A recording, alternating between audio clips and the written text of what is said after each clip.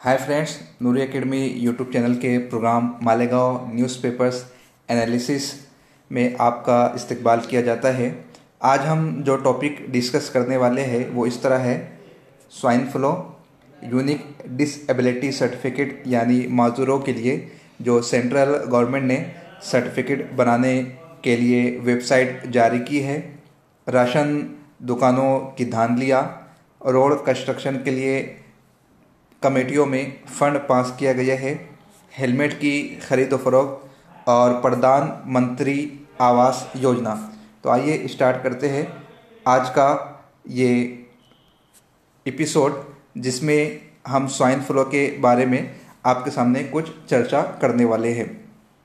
साल 2018 में ज़िला नासिक में 91 पेशेंट ऐसे थे जो स्वाइन फ्लू की वजह से मौत से हमकिनार हो चुके थे, और इस मर्तबा फिर शहर मालेगांव में बहुत सारे केसेस स्वाइन फ्लू के देखने में मिल रहे हैं। ख़ास तौर से 1 फरवरी से लेकर 4 फरवरी के दरमियान बहुत सारे हॉस्पिटल में स्वाइन फ्लू के मरीज़ देखने में आए हैं, जिनमें से 4 या 6 मरीज़ों की डेथ भी वाक़ई हुई है। ये H1N1 वायरस है, जिसके सिम्टम्स यानी अलामतें जो बताई गई है उसको मलहूज़ रखना काफ़ी ज़रूरी है। जैसे नाक का जाम हो जाना, छींक बहुत ज़्यादा आना, बदन दर्द, सर में ज़्यादा दर्द होना, लगातार खांसी का आना, बहुत ज़्यादा थकान महसूस करना, बुखार आना और गले में खराश का पाया जाना, ये सब अलामतें हैं स्वाइन फ्लू की। अगर इसमें से कोई भी अलामत आपको नज़र आती है तो फ़ौरन आपको डॉक्टर से रुजू करना चाहिए। इस मर्ज़ की वजह से अमवात तो होती है, लेकिन ये ऐसा मर्ज़ नहीं है कि इसके होने पर इंसान मर ही जाता है। इसमें जो डेथ रेशो बताया गया है वो 0.4% है, यानी इसका इलाज हो सकता है। कुछ एहतियातें आपको ज़रूर करनी होंगी। वो इस तरह है कि छींक आने पर रुमाल या टिश्यू पेपर का इस्तेमाल करें, हाथ को साबुन से धो लिया करें और बगैर धोए अपने हाथों को मुंह, नाक और आँखों में लगाने से परहेज़ करना चाहिए। उसके बाद अगली न्यूज़ है राशन दुकानों के हवाले से।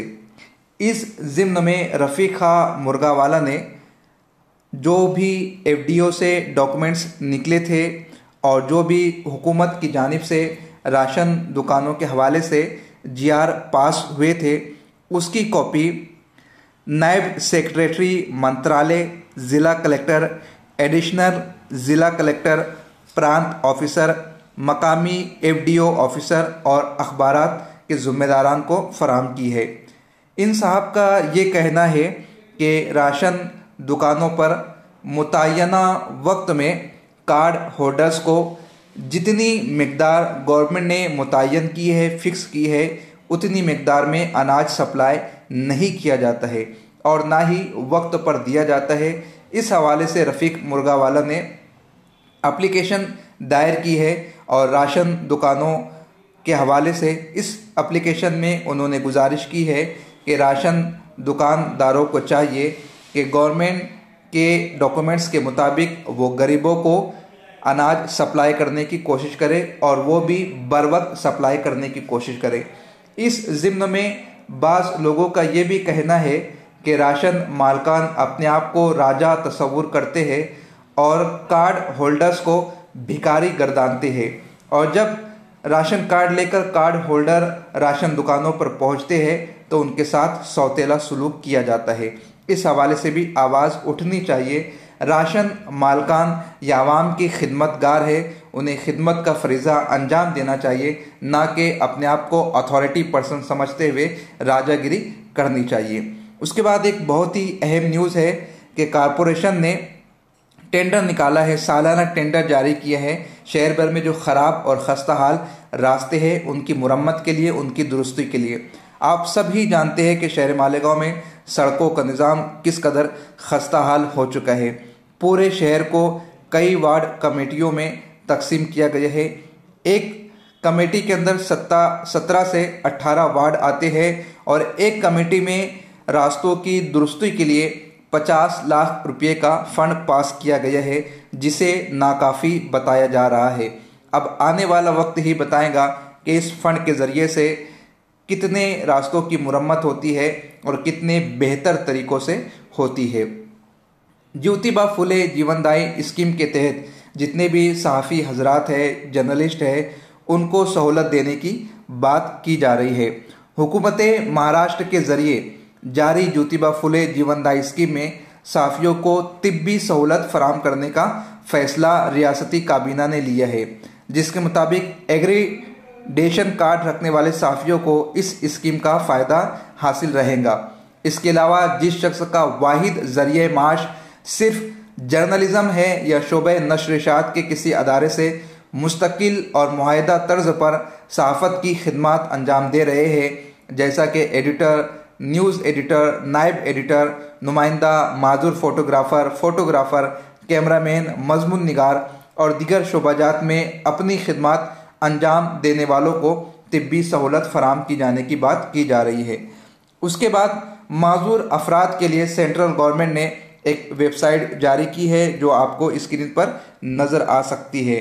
आपके आसपास जो कोई भी हैंडीकैप होंगे, डिसेबल पर्सन होंगे, तो आपसे गुजारिश है कि उन्हें आप बताइए कि ये जो वेबसाइट जारी की गई है यूनिक डिसेबिलिटी आईडी के लिए, जिस तरह हर शख्स का एक आधार कार्ड होता है, उसी तरह हर माजूर शख्स का एक यूनिक आईडी कार्ड होगा, जिसके ज़रिए से बस में ट्रैवलिंग के लिए उन्हें सहूलत दी जाएगी, रेलवे में सहूलत दी जाएंगी और कुछ बातें ये भी सामने आ रही है कि एयरलाइंस में भी कुछ सब्सिडी उन्हें दिया जाएगा या फिर गैस सब्सिडी उन्हें फराहम की जाएगी। लेकिन ये अभी आने वाला वक्त तय करेगा कि किस किस्म की सब्सिडी इन हजरात को दी जाने वाली है। हमारे शहर मालेगांव में जो सामान्य रोगनालय हॉस्पिटल है, उसमें इसके सर्टिफिकेट का काम जारी है। जिन लोगों ने सर्टिफिकेट बनवा लिया था ज़िला नासिक से, उन तमाम अहबाब से भी हम गुजारिश करते हैं कि वो अपने तमाम डॉक्यूमेंट्स के साथ इस वेबसाइट पर जाकर फॉर्म फिल करें और बुध के दिन सिविल हॉस्पिटल में उसका एक शोबा है, वहाँ पर आप जाकर अपने डॉक्यूमेंट्स को वेरीफाई करवाएं, सबमिट करवाएं। उसके बाद आपका यूनिक डिसेबिलिटी आईडी कार्ड आ जाएगा। उसी के ज़रिए बकिया की तमाम फैसिलिटीज़ आपको मुयस्सर आने वाली है। इस हफ्ता मेरा खुद का जाना हुआ था, मैंने भी विज़िट की, लेकिन देखने में यह आया कि काफ़ी माजूर हजरात वहाँ पर परेशान हाल है, जिनका कोई पुरसान हाल नहीं। कुछ अहबाब मुझे ऐसे भी नज़र आए जो कि बहुत सरगर्म थे और लोगों के फॉर्म फिल करने में और उनकी दुश्वारियों को दूर करने में मदद कर रहे थे। फॉर एग्ज़ाम्पल मुदस्सिर जो कि दिव्यांग सोसाइटी के सदर है, या इब्राहिम इनकलाबी, और भी कुछ हजरात थे, शायद मैं उनके नामों से वाकिफ़ नहीं हूँ। वो काफ़ी कुछ काम वहाँ पर अंजाम दे रहे थे, लेकिन अब भी बहुत सारे ऐसे माजूर हैं जो कि अनपढ़ है और डॉक्यूमेंट्री वर्क से उनका ताल्लुक़ नहीं है। इस वजह से वो काफ़ी परेशानियों और दिक्कतों का सामना कर रहे थे। साथ ही साथ मुझे एक ऐसा भी केस देखने में आया कि एक शख्स जो दोनों पैरों से माजूर था, पोलियो उसको हुआ था, लेकिन उसके सर्टिफिकेट पर दोनों हाथों का माजूर लिखा हुआ था। ऑफिसर को ये चाहिए कि उस सर्टिफिकेट को दुरुस्त किया जाता, माजूर पर्सन सामने है, उसके अकॉर्डिंग नया सर्टिफिकेट इशू करने की बात की जाती, लेकिन बार बार डॉक्टर उससे यही कह रहे थे कि आप जाइए और जो आपने एप्लीकेशन फॉर्म भरा है जिसमें आपने ये लिखा है कि मैं दोनों पैरों से माजूर हूँ, उसको आप कट करके उसे आप कैंसिल करके आप ये लिखवा कर लाइए कि दोनों हाथों से मैं माजूर हूँ। जबकि वो शख्स दोनों हाथों से माजूर नहीं था, बल्कि दोनों पैरों से माजूर था। बजात खुद वो शख्स वहाँ पर मौजूद था, मगर उसकी सुनवाई नहीं की गई। यानी कि बस जो पेपर में लिखा है उसी के अकॉर्डिंग ये लोग अपने आप को बचाने की कोशिश कर रहे हैं। कोई क्लियर काम करने की यहाँ पर कोशिश नहीं की जा रही। इस तरफ भी अहलियान शहर को तवज्जो देने की ज़रूरत है कि इस किस्म की जो गलतियाँ हो रही है सर्टिफिकेट बनाने में, उसको दूर किया जाना चाहिए। तो आपके आसपास अगर कोई रहता है तो उसको इस स्कीम से फ़ायदा उठाने के लिए आप रजामंद कर सकते हैं। जैसा कि आप जानते ही 1 फरवरी से ज़िला नासिक में हेलमेट को लागू कर दिया गया है। बगैर हेलमेट वालों का चालान काटा जा रहा है तकरीबन 500 रुपया। इन दिनों में 20,000 से ज़ायद हेलमेट जो है वो फरोख्त हो चुके हैं, यानी कि शहरियों में हसासियत का इजहार पाया जा रहा है।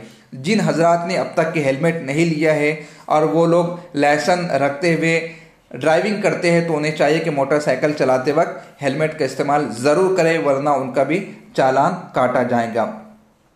प्रधानमंत्री आवास योजना यानी घरकुल योजना, इसके हवाले से जिन जिन लोगों ने 2015 में, 2016 में और 2017 में फॉर्म फिल किया था, कॉरपोरेशन की जानिब से उनकी यादी, उनकी लिस्ट, उनकी फहरिस्त डिक्लेयर कर दी गई है। वाज़ेह रहे कि साल 2018 में जो ऑफलाइन फॉर्म की तादाद थी वो 5309 थी और जो ऑनलाइन फॉर्म थे उसकी तादाद 1900 थी। 3 अलग अलग कैटेगरी है, 3 अलग अलग फैकल्टी है जिसमें फॉर्म फिल किए जा रहे थे। इसमें भी बहुत सारी गलतियां हैं। जिन लोगों के नाम आ चुके हैं वो जाकर चेक करें किस किस्म की क्यूरी उसमें आ रही है, उसे दूर करें और अगर वो फॉर्म वेल एंड गुड है तो उसके आगे के प्रोसीजर को मुकम्मल करने की कोशिश करें। मिलते हैं कल के रोज़ नई खबरों के साथ जो कि आपके लिए बहुत ही ज़्यादा फ़ायदेमंद होने वाली है। हम सिर्फ उन्हीं खबरों को ले रहे हैं जिनका ताल्लुक एजुकेशन से है, हेल्थ से है और अवेयरनेस से है। इसमें हम और क्या कुछ कर सकते हैं, आपका फीडबैक हमारे लिए मशाल राह साबित होगा। इसलिए कमेंट करके ज़रूर बताएं कि इसमें और क्या कुछ किया जा सकता है। खुदा हाफिज़।